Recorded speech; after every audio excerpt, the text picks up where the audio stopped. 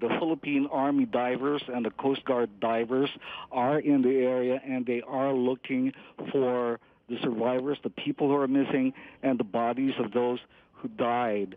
The captain of the Coast Guard said that what happened was the ferry pulled out of the port too fast, and in that rush, some of the passengers stood up, and that destroyed the balance of the boat, and the boat broke one of its outriggers, and it capsized 20 minutes after it left the port around 200 meters from shore in very deep water.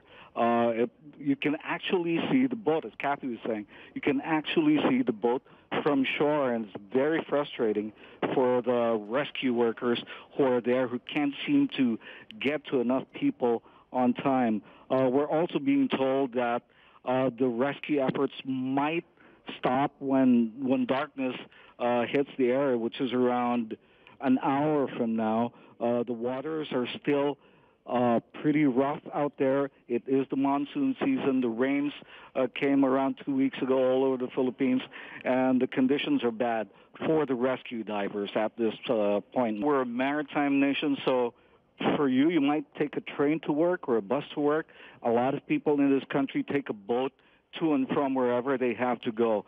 This particular boat was going from Ormoc, the city of Ormoc, to the island of Camotes. That would have been a 3.5-hour trip.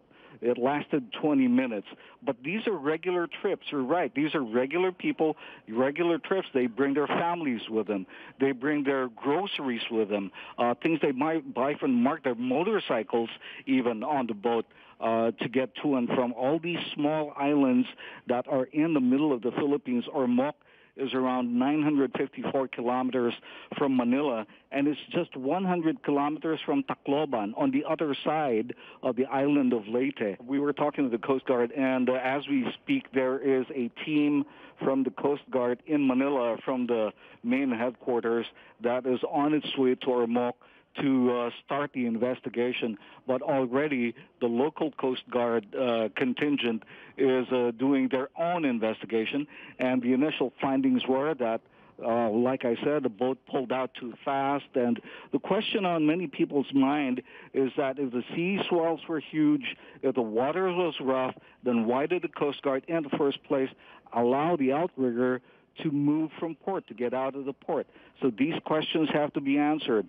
And in a country like this that suffers quite a number of maritime disasters, especially in the monsoon, there have to be policies that have to be put in place. In other disasters, Manisha, in the past, boats were regularly overloaded. Boats that should be taking in 150 passengers took on 175, 180. People were not on the passengers manifest, so it was very hard in the past to track down who was on the boat and who actually went down with the boat in some of the accidents. So yes, there has to be action on this. The action will be on many levels. There will be action on a local level, what the local Coast Guard should have done, why the boat was allowed to leave, and of course, this impacts on the national policy.